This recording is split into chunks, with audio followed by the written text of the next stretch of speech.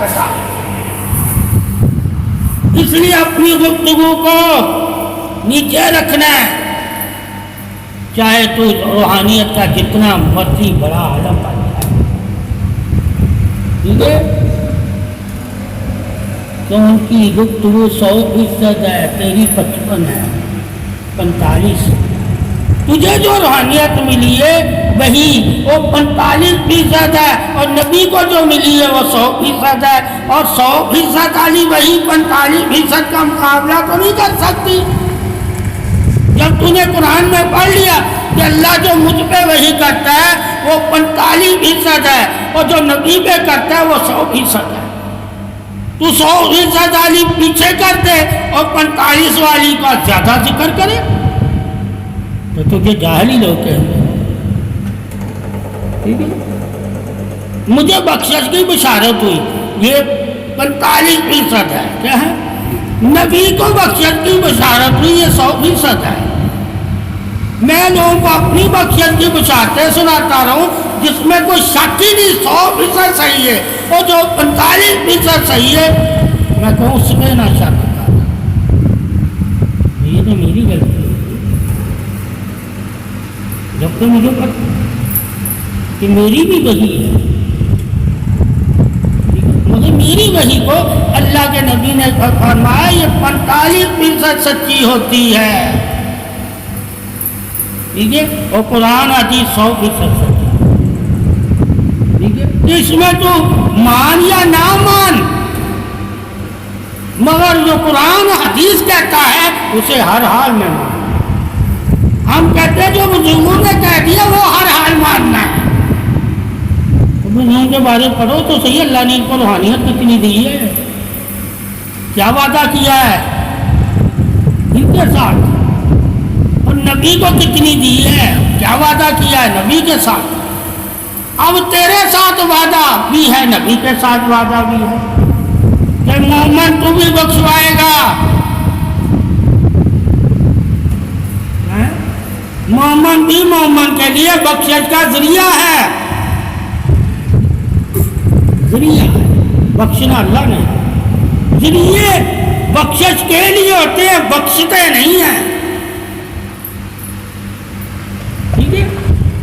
ذریعہ تمہیں کوئی ذریعہ نہیں بخشے گا، ذریعہ بخشش کے پاس لے جاتا ہے، یعنی اللہ کے قریب جو بخشنے والا مہربان ہے، اللہ ذریعہ تمہیں اس بخشش کے قریب لے جائے گا جو اللہ نے بخشش کا وعدہ کیا ہے، اس بخشش کا تجھے قائل کر دے گا اور تیرے اندر سے شک ختم کر دے گا، کیونکہ آدھا شک تو اس نے ختم کر دیا، تو 45% وہ وہی والا، آدھا شک تمہیں نبی کی بات سے ختم کر، 100% وہی والا، کتنے ہو جائے گا؟ 100%۔ جب تو 100% ہوگا تو شک سے پاک ہوگا، 45% ہی اگر رہو گے تو شک میں ہی رہو گے، تو پتہ نہیں پیر کرے گا نہیں کر سکتا، پیر بخشش دلوا سکتا ہے نہیں دلوا سکتا، تو اسی طرح گفتگو کریں گے پیروں کے بارے میں کہ یار پیر کیا کرے گا، جب پیر تجھے 45 سے 100 والے کے پاس لے جائے گا تو تو پھر شک سے پاک ہو جائے گا کہ پیر یہ کرتا ہے کہ بخشش والے کے پاس کر دیتا ہے، اس کو کہتے ہیں بخشش۔ اگر تو نبی کے قریب نہیں جا سکتا اور تیرا نبی کے قرب کی بات تجھے نہیں بتاتا کہ اللہ کے رسول اور اللہ کا قرب تمہیں کیسے نصیب ہوگا، تو تم پیر کے پاس نہیں بیٹھے ہوئے، تم شیطان کے پاس۔ اور اگر تجھے تیرا پیر اللہ اور رسول کے قرب کے بارے میں بتائے اور قرب کے طریقے بتائے اور قرب کس کو کہتے ہیں، اس قرب کی عظمت بتائے اور قرب میں کیا ملتا ہے وہ تجھے انعام بتائے، اور قرب تمہیں کس مقام کی نظر عطا کرتا ہے، کشف عطا کرتا ہے، گفتگو عطا کرتا ہے، قرب تجھے کیسی پاکی عطا کرتا ہے، قرب تجھے کیسی زبان عطا کرتا ہے، قرب تجھے کیسی نگاہ عطا کرتا ہے۔ وہ تجھے اگر علم بتاتا ہے کہ اللہ کے اور رسول کے قرب والے سچے ہوتے ہیں، پاک ہوتے ہیں، متقی اور پرہیزگار ہوتے ہیں، عبادت والے ہوتے ہیں، ذکر والے ہوتے ہیں، آخرت کی فکر والے ہوتے ہیں، مومنوں کے دوست ہوتے ہیں، تب عید تجھے صحیح بتا رہا ہے۔ جب عید تجھے یہ بتائے گا تو تجھے پتہ چل جائے گا بخشش کا ذریعہ تو عید ہے، مگر بخشنے والا محمد اور محمد کا خدا ہے۔ ایک راستہ ہے، ایک منزل ہے، راستے سے تو نے منزل پہ جانا ہے، منزل سے منزل کے مقام کو پانا ہے، اور منزل کے مقام پہ پہنچ کے اس مقام پہ مالک سے ملنا ہے، اس مالک کے در پہ جا کر تمہیں بخشش پانی ہے۔ اگر پیر تمہیں اللہ رسول کے در پہ ہی نہ پہنچائے تو تجھے بخشش نہیں ملے۔ یعنی کہ اگر تم بخشنا چاہتا ہے، بخشوانا چاہتا ہے، بخشا جانا چاہتا ہے، بخشش کو پانا چاہتا ہے، بخشش سے پکارا جانا چاہتا ہے، تو تجھے اللہ رسول کی بارگاہ میں حاضر ہونا ہے۔ اللہ رسول کی بارگاہ ہی تمہاری بخشش کی دلیل ہے، تمہارے انعام کی دلیل ہے، تمہارے کرم کی دلیل ہے، رحمت کی دلیل ہے، درجات کی بلندی کی دلیل ہے، پاکی کی دلیل ہے، ایمانت میں سلامتی کی دلیل ہے، شفا کی دلیل ہے، عطا کی دلیل ہے۔ اصل میں اللہ رسول کی بارگاہ ہی عطا ہے۔ اگر پیر اس بارگاہ میں تمہیں سلامتی کے ساتھ لے جاتا ہے تو پیر بھی عطا والا ہے، مریض بھی عطا والا ہے، کیونکہ اللہ رسول عطا کرنے والے ہیں اور تو عطا حاصل کرنے والا ہے۔ تو اللہ رسول کی عطاؤں کو پانے کے لیے، ان کے کرم اور ان کے فضل اور ان کی پناہ میں آنے کے لیے اور ان سے شفا پانے کے لیے، پاکی پانے کے لیے، ادب اور علم پانے کے لیے ہم پیر کو راستہ بناتے ہیں۔ منزل ہماری اللہ رسول ہی ہے، اور راستے میں جو بھٹک جاتے ہیں وہ گمراہ ہو جاتے ہیں، وہ گمراہ ہو۔ یعنی کہ ایسے پیر کو اپنا پیر نہ سمجھو جو تمہیں راستے میں ہی الجھا دے اور اللہ کے رسول تک نہ لے کر جائے، اور تم راستے کی سیر کرتے ہوئے اپنے پیر کی تعریف کرتے رہو اور اللہ رسول کی بارگاہ میں نہ حاضر ہو۔ تو جو اللہ رسول کی بارگاہ میں تجھے حاضر نہیں کر سکتا وہ اللہ والا نہیں۔ اللہ والا وہی ہے جو تمہیں بارگاہ الہی کا حقدار بنا دے، پاسدار بنا دے، ہر وقت اللہ کی طلب مدد اختیار کا تمہیں وارث بنا دے کہ اللہ مدد دے کے اختیار دے دیتا ہے، اختیار دے دیتا ہے۔ اختیار اس کا کیا ہوتا ہے کہ آزمائش، اللہ جسے بھی اختیار دیتا ہے وہ اختیار آزمائشی طور پہ ہے۔ اگر وہ اختیار کو صحیح طرح سے اللہ کی رضا کے لیے اختیار کو جائز طریقے سے استعمال کرتا ہے تو اللہ اس سے راضی ہو جاتا ہے۔ اگر اختیار کو غلط استعمال کرتا ہے تو اللہ اس سے منہ پھیر لیتا ہے۔ اس لیے محمد کو بھی اختیار دیا ہوا ہے کہ میں نے تو تجھے دیا ہے، تو میرے رستے پہ دے۔ اگر مجھے راضی کرنا چاہتا ہے، اگر تو میرے رستے پہ نہیں دیتا تو میں تجھ سے راضی نہیں۔ یعنی کہ آزمائش ہے، علم کی دولت بھی، مال و اولاد کی دولت بھی، مال و زر کی دولت بھی، تمام دولتیں ہی آزمائش ہے۔ اللہ کے رستے میں اگر ان دولتوں کو قربان کرو گے تو وہ دولتیں تمہارے لیے راحت و انعام بن جائے گی۔ اگر دنیا کی محبت میں وہ دولتیں تم قربان کرو گے وہ دولتیں جہنم اور گلے کا توق بن جائے گی۔ ہے دولت ہی ہے، چاہے اسے جہنم یا گلے کا توق بنا لو یا جنت اور جنت کا تاج بنا لو، یہ بنانا تمہارا کام ہے، اللہ نے تمہیں اختیار دے دیا، فیصلہ کر لو۔ تو فیصلے کا بھی اختیار ہے مومن کے پاس، اس سے ثابت اختیار ہے، اللہ نے دیا ہوا ہے اختیار، ٹھیک ہے۔ اور جو کہتا اللہ کے نبی کے پاس اختیار نہیں ہے تو وہ قرآن پڑھے، اللہ تو عام بندوں کو بھی اختیار دیتا ہے، مگر اختیار میں اللہ یہ بھی دیکھتا ہے کہ وہ اختیار میری رضا کو حاصل کرنے کے لیے بندے نے استعمال کیا ہے یا میری ناراضگی۔ اختیار ہے، اسے زبان دے دی، کہا اختیار ہے تمہیں اس زبان پر، اگر اس زبان سے تم میری حمد و ثنا کرتا ہے تو یہ زبان تیری میری زبان ہے، اور اگر تو اس زبان سے شکوے گلے کرتا ہے تو یہ زبان تیری جہنم کی ہے۔ یہی زبان تجھے جنت لے جائے گی، یہی زبان تجھے جنت لے جائے گی، اور یہی زبان تجھے جہنم لے جائے گی۔ اب زبان تیری ہے کہ تو اس زبان سے جنت کا حقدار بنتا ہے یا جہنم کا حقدار۔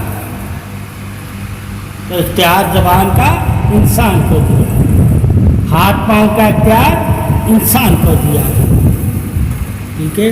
عقل، سوچ، فکر کا اختیار انسان کو دیا گیا۔ یہ بھی جاننا ہے کہ انسان کو اللہ نے کتنے اختیار دیے ہیں، اور اختیار دے کر کیا کہا ہے کہ تو اس کو اس اختیار سے مجھے راضی کرتا ہے یا میرے دشمنوں کو۔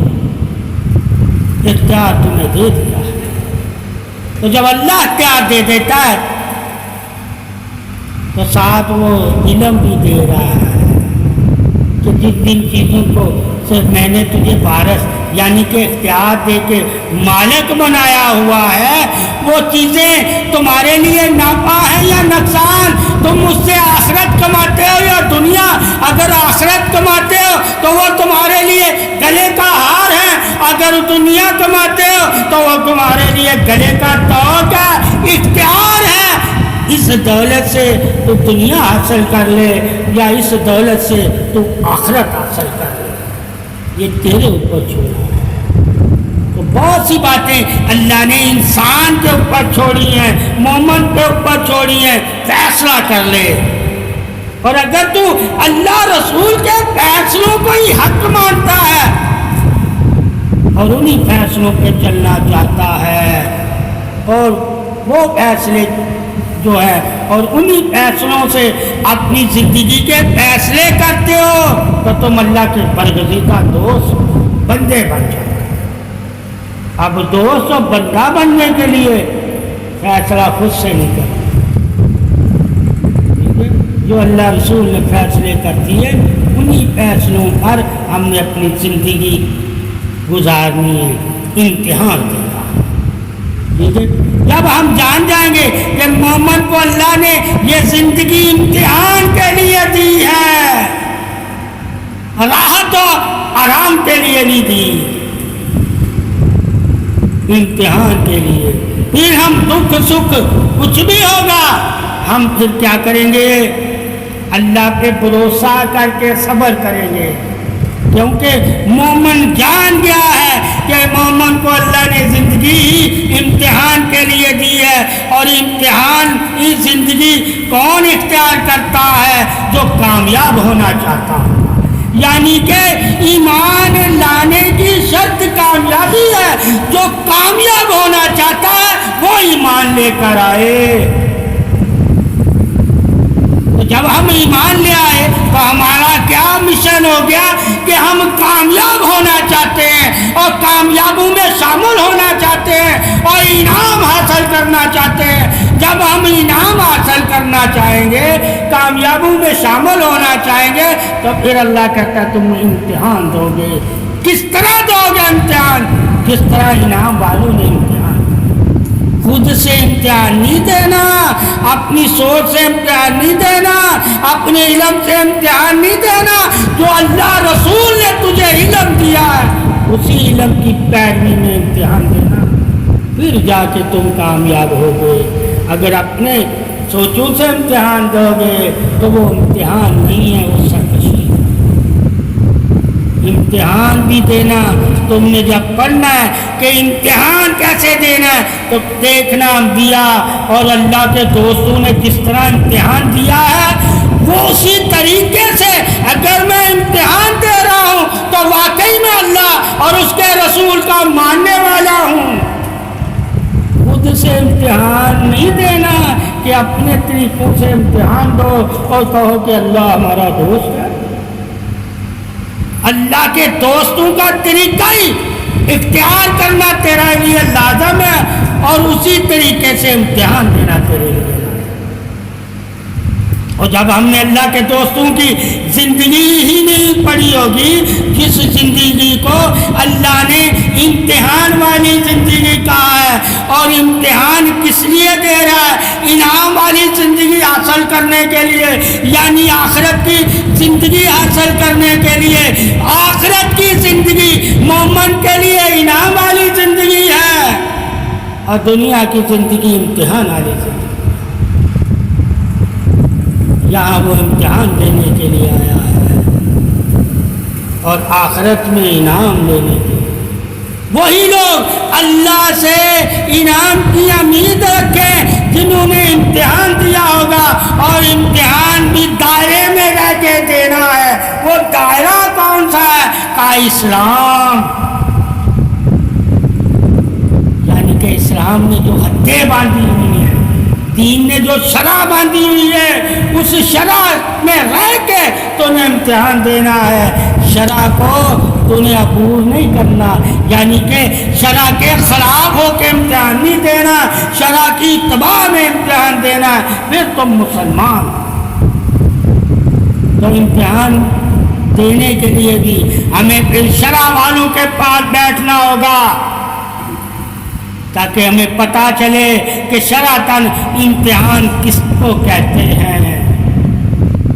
وہ بتائیں گے امتحان ایمانی کون سا ہے، ٹھیک ہے، کہ ایمان تم سے کیا چاہتا ہے، کون سے سوال تم سے چاہتا ہے کہ تم یہ سوال حل کرو، تاکہ جب اللہ تم سے یہ سوال کرے تو تم کامیاب والے جواب دو کہ اللہ ہم نے یہ سب کیا ہے۔ وہ امتحان ادھر دینا ہے دنیا کی زندگی۔ اس لیے کہتے ہیں کہ ہر زندگی امتحان دے رہی ہے، مگر مومن کی زندگی جو امتحان دیتی ہے وہ اللہ کو راضی کرنے کے لیے دیتی ہے۔ تمام زندگیاں جو نفس کو اللہ نے دی ہے، ہر نفس اللہ کو راضی کرنے کے لیے امتحان نہیں دے رہا، مگر مومن ہر امتحان صرف اللہ کی رضا کے لیے دیتا ہے، اللہ کی رضا، چاہے وہ جان مال کا امتحان دے، چاہے اولاد سے امتحان دے، چاہے علم سے امتحان دے، چاہے نفس کی خواہشات مار کے امتحان دے۔ وہ کوئی بھی امتحان یعنی کہ کوئی بھی آزمائش دیتا ہے وہ اللہ کی رضا کے لیے دیتا ہے، اس کے دل میں اور کسی کو راضی کرنے کی کوئی طلب نہیں ہوتی۔ اور اگر وہ کسی کو راضی کرتا ہے تو اللہ کے حکم سے کرتا ہے کہ اللہ جن سے راضی ہے اگر ان کو بھی تم راضی کرو گے تو اللہ تم سے راضی ہو جائے گا۔ وہ اس آیت میں بھی امتحان دیتا ہے کہ ان کو بھی راضی کرتا ہے جن سے اللہ راضی ہے۔ اللہ کو بھی وہ راضی کرتا ہے اور ان کو بھی راضی کرتا ہے جن سے اللہ راضی ہوتا ہے۔ یہ امتحان ہے۔ کچھ لوگ صرف اللہ کو راضی کرتے ہیں، جن سے اللہ راضی ہوتا ہے ان کو نہیں راضی کرتے۔ ایسے لوگ بھی بخشے نہیں جائیں گے کہ انہوں نے امتحان میں مکمل نہیں کیا۔ اسی لیے اللہ کہتا ہے کہ جن سے میں محبت کرتا ہوں وہ ان سے بھی محبت کرے گا جو مجھ سے محبت کرتا ہے۔ یہ نہیں کہا صرف مجھ سے ہی محبت کرنا اور جو مجھ سے محبت نہیں کرتے ان سے محبت نہ کرنا۔ اور یہ نہیں کہتا اللہ کہ بس میری تعریف کرنا، جو میری تعریف کرتے ہیں ان کی تعریف نہ کرنا، بس میری حیا کرنا، جو میری حیا کرتے ہیں ان کی حیا نہ کرنا۔ اللہ نے سب بتا دیا کہ جو میری حیا کرتے ہیں ان کی بھی تو حیا کرنا، جو میری قدر کرتے ہیں ان کی بھی تو قدر کرنا، جو میری عبادت کرتے ہیں ان کا بھی تو ادب کرنا۔ یہ بھی اللہ کی شان ہے کہ بندے کے بارے میں بھی اللہ نے بتایا جو میرے بندے ہیں، میرے دوست ہیں، ان سے بھی دوستی کرنا۔ یہ نہیں کہ صرف میرے سے دوستی رکھنا اور جو میرے دوست ہیں ان سے دوستی نہ رکھنا۔ تو محبت بھی بانٹی اللہ نے تاکہ لوگ جان جائیں کہ اللہ کی طرف سے ہی بندے کو تعریف والا بنایا گیا ہے، خود سے بندہ تعریف والا نہیں ہے، اللہ کی طرف سے ہی بندے کو محبت والا بنایا گیا ہے، خود سے بندہ محبت والا نہیں ہے، اللہ کی طرف سے ہی بندے کو پاکی والا بنایا گیا ہے، خود سے پاکی والا نہیں ہے، تاکہ جب تعریف پاکی کی کرے تو اسے معلوم ہو بندے کی پاکی کی تعریف کرنا اللہ کی پاکی کی تعریف کی دلیل ہے اور اللہ پاکی میں یقین ہے۔ اسی طرح بندے کی محبت کا بیان کرنا اللہ کی محبت کی دلیل ہے۔ اللہ سے محبت کون کرتے ہیں؟ کہا جو اللہ کے بندے ہیں، اور اللہ ان سے محبت کیا کرتا ہے؟ کہا 70 ماؤں سے بڑھ کر، 70 ماؤں سے بڑھ کر، تاکہ تم اگر اللہ کی محبت کے مطابق اللہ کے بندے سے محبت کرو گے تو 70 ماؤں سے بڑھ کر محبت کرنی پڑے گی۔ تم تو بندے سے بندے جتنی بھی محبت نہیں کرتے۔ اللہ کہتا ہے میں 70 ماؤں سے بڑھ کر محبت کرتا ہوں۔ اس سے اپنے دوست بندے سے۔ بندہ کس کو کہا گیا؟ کہا جو اللہ کے آگے جھکتا ہے، یعنی کہ عبادت کرنے والا، جو اللہ کی غلامی اختیار کر لیتا ہے، یعنی کہ نافرمانی سے بچ جانے والا، جو اللہ کی کبھی نافرمانی نہیں کرتا، اس کو اللہ اپنا بندہ کرتا ہے، اور جو نافرمان ہے انہیں اللہ اپنا بندہ نہیں کہتا۔ بندہ اس کو کہتا ہے جو غلام ہوتا ہے، یعنی کہ سرکشی سے باز رہنا اور اللہ تعالیٰ کی غلامی کو قبول کرنا۔ اور غلام وہ ہوتا ہے جو اپنے آقا کے آگے اف نہ کہے، یعنی کہ بات تک کرنے کی اجازت نہیں ہوتی جب حکم آتا ہے۔ کیا ہوتا ہے؟ تو اللہ جب اپنے بندے کو حکم دیتا ہے تو بندہ وہاں بات نہیں کرتا، لبیک کہتا ہے، یعنی کہ حاضر ہوں میں ماننے کو۔ ٹھیک ہے؟ یہ جو حج حاضری کا یہ شرف ماننا ہے کہ تم اقرار کرتے ہو کہ اللہ ہم تجھے مانتے ہیں۔ مانتے کا مطلب کیا ہے؟ کہ ہم تیری باتوں کو رد نہیں کرتے، تیری باتوں کو اپناتے ہیں۔ اگر تو نے اللہ کی باتوں کو مانا ہے تو تو لبیک کہے گا۔ لبیک، ہر بندے نے لبیک نہیں کہنا۔ لبیک کے لیے وفا ہونا لازم، یعنی حاضر ہونا لازم، اور حاضر ہونے کے لیے کیا توکل اور صابر ہونا لازم ہے، اور صابر ہونے کے لیے محبت لازم ہے، اور محبت کے لیے نور لازم ہے، اور نور کے لیے دیدار لازم ہے۔ اللہ پھر نور والوں کو دیدار دے گا۔ یہ حاضری، ہم جو حاضر ہوتے ہیں اللہ کی بارگاہ میں، یہ دیدار کے لیے حاضر ہوتے ہیں، یعنی کہ زمین پر گمان دیدار ہے اور مرنے کے بعد نور دیدار ہے۔ آج تم گمان کرو گے، کل تم یقین کے ساتھ پاؤ گے اللہ کا۔ ٹھیک ہے؟ اس لیے کہا جیسا گمان کرو گے ویسا ہی مجھے پاؤ گے۔ اگر تم نے گمان ہی نہیں کیا ہوگا تو اللہ کا دیدار کیا کرے گا؟ اس لیے گمان رکھنا شرط ہے کن کے لیے؟ جو اللہ کے دوست ہو، کہ اللہ ہمیں دیکھ رہا ہے، اللہ ہمیں دیکھ رہا ہے، اور ہم اللہ کو دیکھتے ہیں۔ ہم اللہ کی نشانیوں سے اللہ کو دیکھتے ہیں، اللہ تو اپنے نور سے ہمیں دیکھتے ہیں۔ یعنی کہ نفسوں کو جو قدر والے ہیں، ان قدر کی نشانی کو دیکھ کے ہم اللہ کو پہچانتے ہیں۔ آج نور سے نہیں ہم اللہ کو پہچانتے، ٹھیک ہے؟ اللہ ہمیں نور سے پہچان رہا ہے کہ ہمارے دل میں ایمان کا نور ہے یا نہیں، مگر ہم نور سے نہیں کسی کو پہچانتے کہ یہ ایمان والا ہے یا نہیں۔ ہم نشانیوں سے جانتے ہیں۔ اللہ نے مومن، منافق، اولیاء، صالحین، انبیاء اور فرشتوں کی حاضر ہونے کی، یعنی کہ قریب ہونے کی نشانیاں بتائی کہ تمہیں پھر ایسا محسوس ہوگا کہ تم ایسا تصور کرو گے تو یقین کرنا وہ تیرے قریب ہے، ٹھیک ہے؟ اب جتنا تم تصور میں کھو جاؤ گے، یعنی کہ خشوع اور خضوع والی عبادت اپناؤ گے، اتنا ہی اللہ کے قریب ہوتے جاؤ گے۔ تو یہ گمان تصور اللہ نے دیا ہے کہ تم گمان میں کھو جایا کرو جب اللہ کی بارگاہ میں اس کی عبادت کرتے ہو، اور تمام دنیا کی سوچوں کو اپنے دل اور دماغ سے ختم کر دیا کرو، اور اللہ اور رسول کا گمان بنا کے اسی گمان میں کھو جایا کرو، تو تمہیں خشوع اور خضوع والی نماز میں اثر ہو جائے گی، اور تم اللہ کو اپنے قریب محسوس کرو گے، اور گواہی دو گے کہ میں نے اللہ کو قریب پایا۔ گواہی کیسے ہوگی؟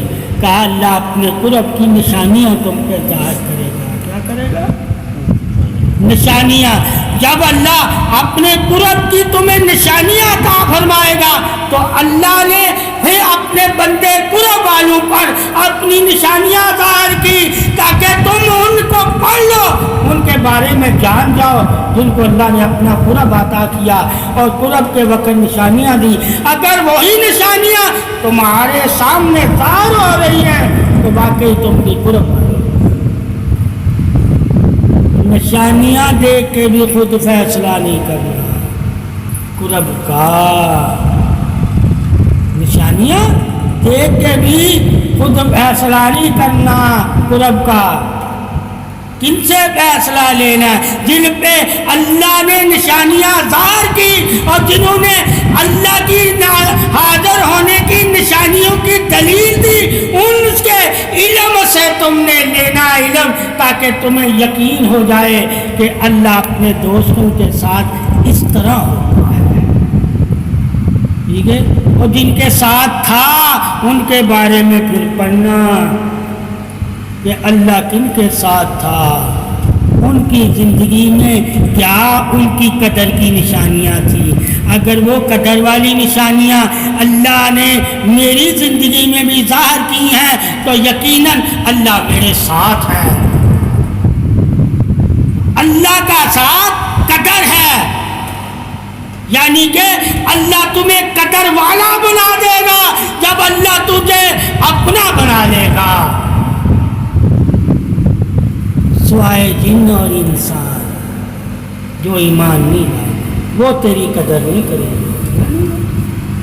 سوائے جن اور انسان جو ایمان نہیں لائے، غافل ہے، وہ تیری قدر نہیں کریں گے۔ باقی اللہ کی تمام مخلوق تجھے قدر کی نگاہ سے دیکھے گی۔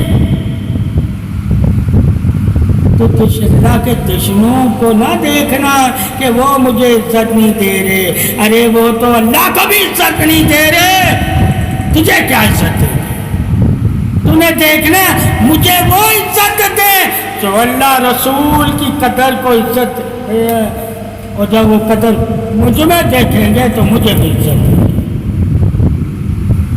تو ہم جو بزرگان دین کی قدر کرتے ہیں، ٹھیک ہے، وہ اللہ رسول کی دی ہوئی جو اللہ نے ان کو قدر دی ہے، اس قدر کی وجہ سے ہم اپنے سے زیادہ انہیں عزت اہمیت دیتے ہیں، کیونکہ وہ قدر والوں میں ہوتے ہیں۔ جس طرح اناج کو ہم قدر دیتے ہیں، اگر اناج کی قدر کرتے ہیں تو اللہ کیا کہتا ہے؟ میں اس میں برکت پیدا کرتا ہوں۔ اگر نہیں کرتے، اناج اناج ہی ہوتا ہے، میں برکت نہیں ہوتی۔ اسی طرح اگر اللہ والوں کی قدر کرتے ہیں تو اللہ ہمیں برکت عطا کر دیتا ہے، مگر نہ بھی کریں تو اللہ والے رہتے ہیں، وہ وہی رہتے ہیں۔ ہم نے دیکھنا ہے کہ ہمیں ان کی قدر کر کے ملتا کیا ہے۔ اللہ قرآن حدیث میں کیا کہتا ہے کہ ان کی صحبت لینے سے تمہیں کیا ملے گا؟ جو اللہ رسول نے کہا ہے وہی اگر تمہیں مل رہا ہے تو تم واقعی اللہ کے دوست کی محفل میں۔ مگر پہلے تمہیں یہ بھی علم لینا ہوگا کہ اللہ والوں سے ملتا کیا ہے۔ اگر تجھے پتہ ہی نہ ہو تو تو جاہل ہو کے بیٹھا تو تو گمراہ ہو جائے گا۔ لوگ تجھے اپنی اپنی مرضی کی باتیں کہیں گے، اور جب تجھے پتہ ہوگا کہ اللہ والوں کی صحبت میں بیٹھنے سے اللہ اور اس کے رسول نے کیا فرمایا ہے کہ تمہیں کیا ملے گا، اگر وہ تمہیں مل رہا ہے تو تو کبھی بھی کسی کی باتوں میں نہیں آئے گا۔ تو ثابت ہوا کہ ہم نے اللہ والوں کی صحبت، ان کا قرب، ان کا ادب، ان کی معرفت جو اللہ نے انہیں دی ہے، وہ اسی لیے ہم ان کا کو مانتے ہیں کہ اللہ رسول نے کہا ہے کہ انہیں مانو، انہیں مانو، مگر شرطیں بھی ساتھ رکھی کہ وہ دوست کیسے ہوتے ہیں اور ان سے مانگنا کیا ہے تو نے، یعنی کہ دامن اگر تو اللہ والے کے سامنے پھیلا رہے ہیں تو کس کے لیے پھیلانا ہے؟ محمد اور محمد کے خدا کے لیے، کہ ہمیں وہی عطا فرمائے جو اللہ عطا فرماتا ہے، جو رسول عطا فرماتا ہے اور اپنا دوست بنا دیتا ہے۔ جب ہمیں پتہ چلے گا مانگنی ہم نے اللہ والوں سے، اللہ اور رسول کی دوستی ہے، قرب ہے، سلامتی ہے، شان ہے، تعریف ہے، تو یہ جب مانگیں گے تو ہمیں کوئی نہیں کہے گا کہ تم کہیں غلط جگہ پہ بیٹھے، ٹھیک ہے؟ اور جب دنیا مانگیں گے تو ہر بندہ ہی کہے گا کہ یہ تو میں بھی دے سکتا ہوں، ٹھیک ہے؟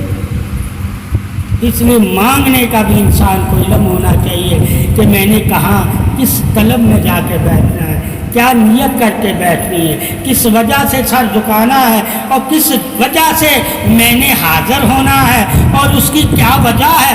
اللہ اور رسول، یعنی کہ اللہ اور رسول کی محبت کی وجہ سے ہم نے اولیاء سے محبت کی ہے،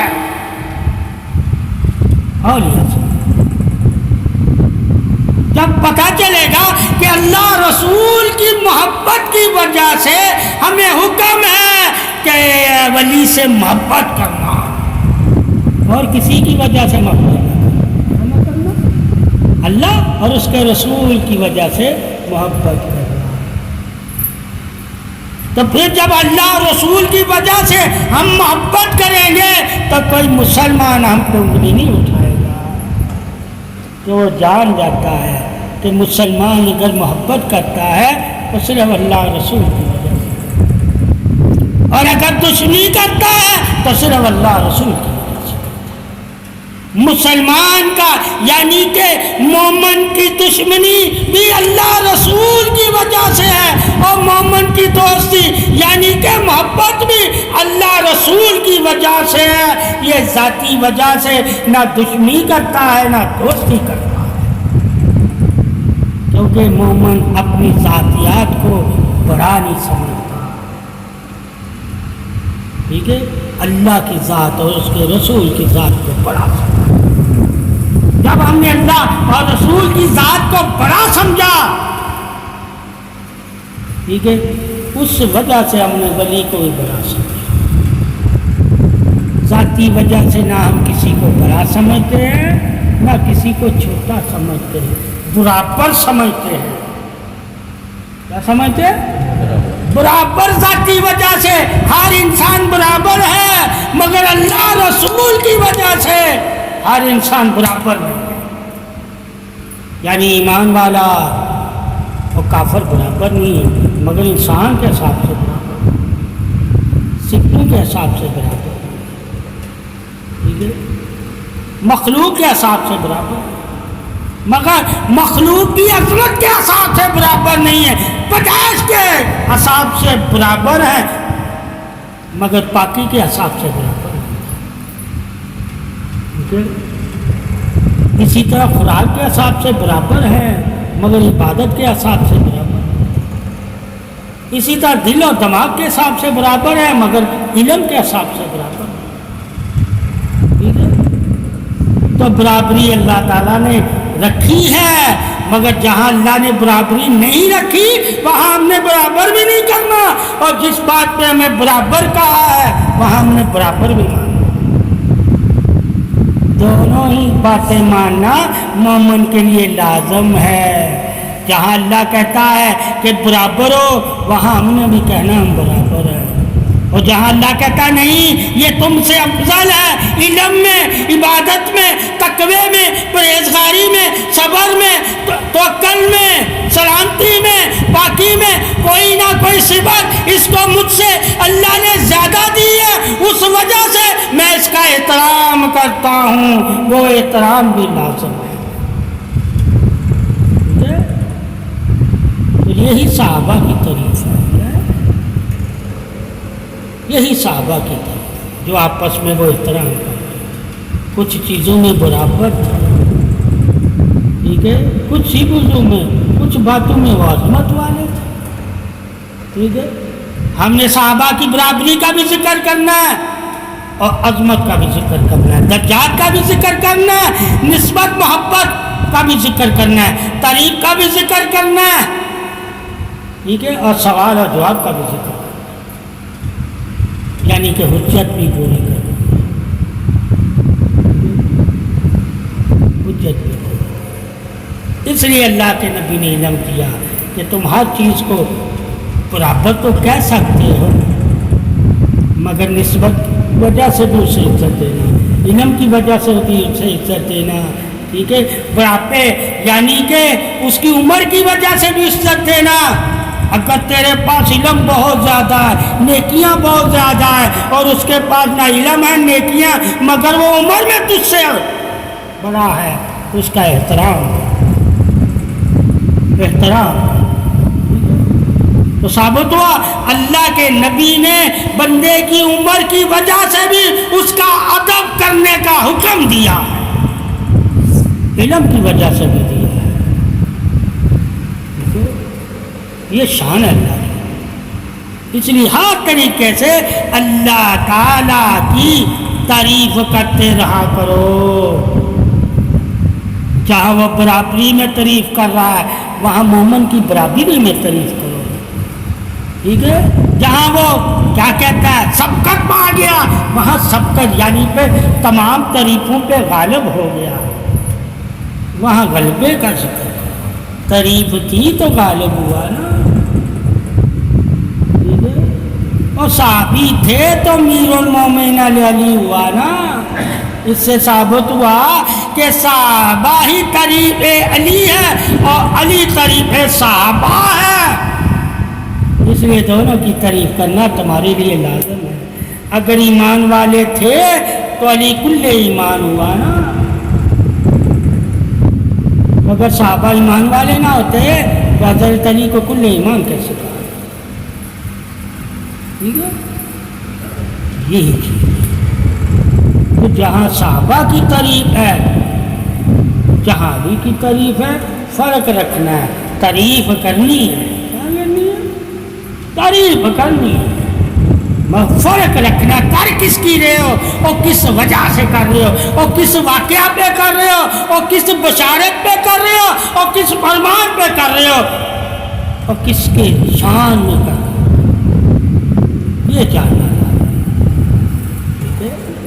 اب ہم مولا علی کی تعریف کبھی صحابہ کی طرح نہیں کی، کہیں مولا بنا کے، کہیں ولی بنا کے، کہیں محبوب بنا کے، کہیں کل ایمان بنا کے، کہیں ظلمکار بنا کے، ٹھیک ہے، کہیں مٹی کا باپ بنا کے، کہیں سخی بنا کے، مگر صحابہ کی تعریف صحابہ کی طرح ہی کرتے ہو۔ یہاں تو مختلف طریقے سے کر رہے ہو، اور جن کی تعریفیں بے پناہ ہیں ان کی تو تعریف ہر کوئی کر رہا ہے، جن کی تھوڑی تعریف ہوتی ہے ان کی تعریف کرنا تعریف ہوتی ہے، ٹھیک ہے۔ اصل صحابہ کی تعریف کرنا تعریف ہے، کیا ہے، ٹھیک ہے۔ علی کی تو تعریف سارے ہی کر رہے ہیں،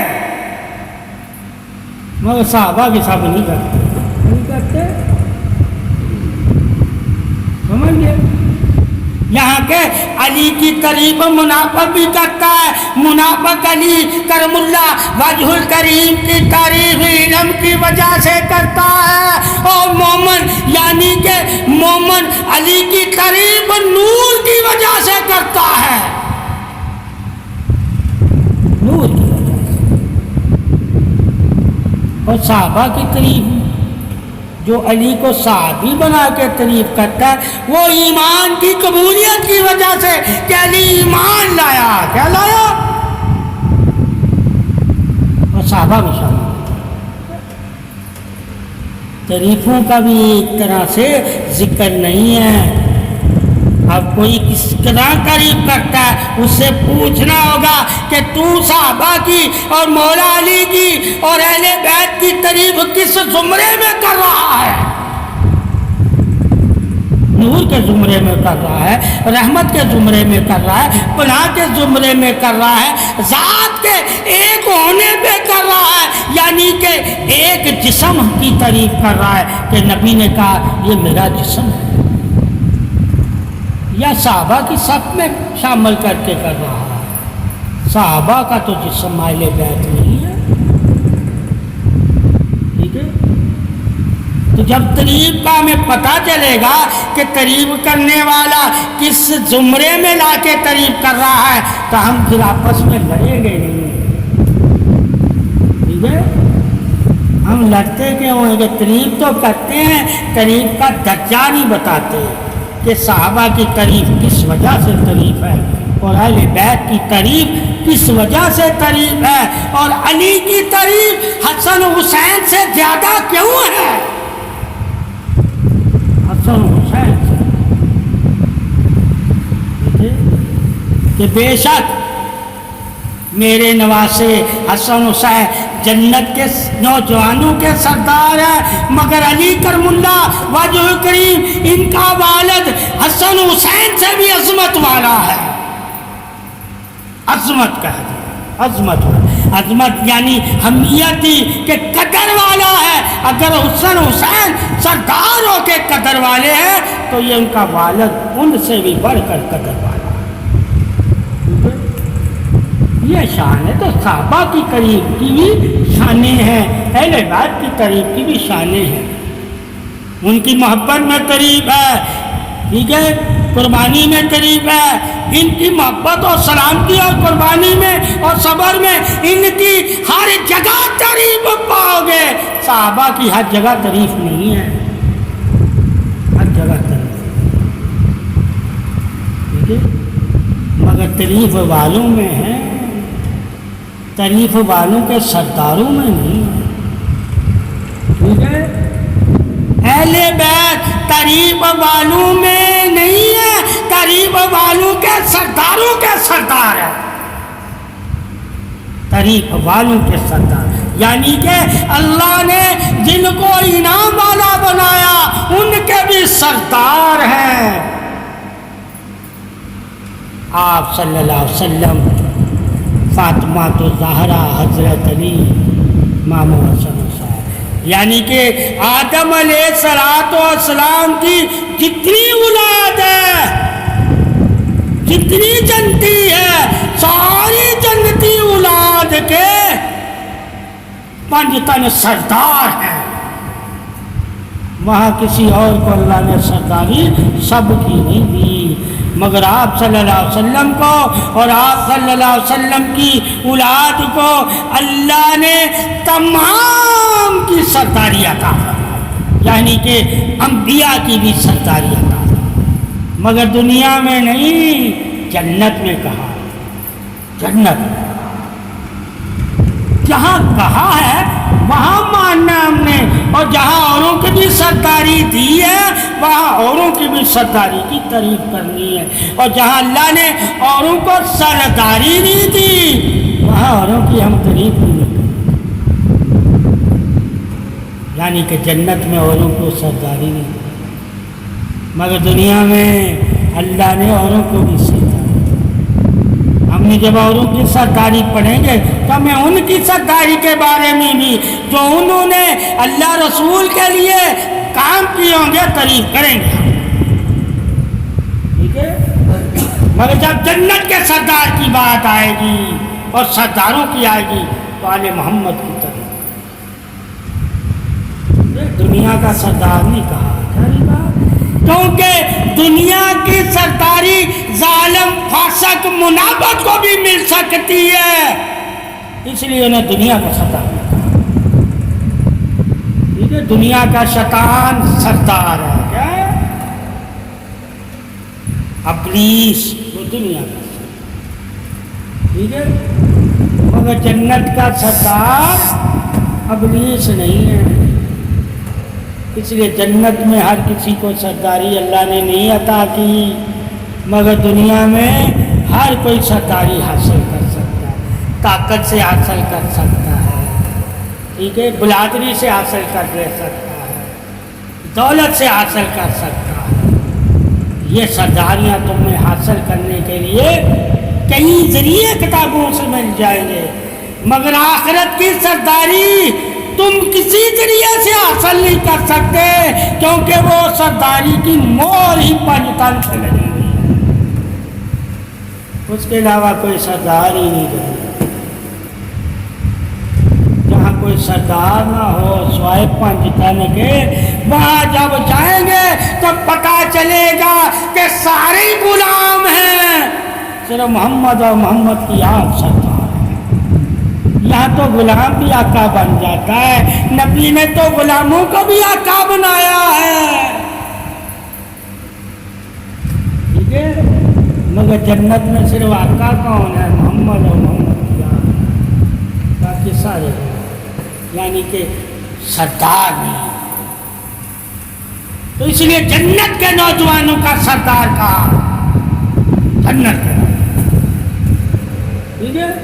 تاکہ دنیا میں تو کوئی نوجوانوں کے سردار ہوں گے، کئی قبیلوں کے سردار ہوں گے، کئی علاقوں کے سردار ہوں گے، کئی ملکوں کے سردار ہوں گے، مگر جنت کا سردار صرف اعلیٰ محمد صلی اللہ علیہ وسلم، صرف آل محمد، اس لیے ان کی سرداری پر شک نہیں ہے، باقی سرداری پر شک کر سکتے ہو کہ آج یہ سردار ہے، کل ان کی اولاد شاید غلام بن جائے، ٹھیک ہے؟ مگر محمد صلی اللہ علیہ وسلم کی اولاد سدا سردار ہے، کبھی کبھی دنیا میں بھی کسی کی غلام نہیں، اتحاد کیا ہے، غلامی نہیں کی، یعنی کہ اتحاد، تو سرکار اتحاد کر لیتے ہیں، غلامی نہیں، تو وہ بیعت اتحاد ہے، کیا ہے؟ صلح سے، کیا ہے؟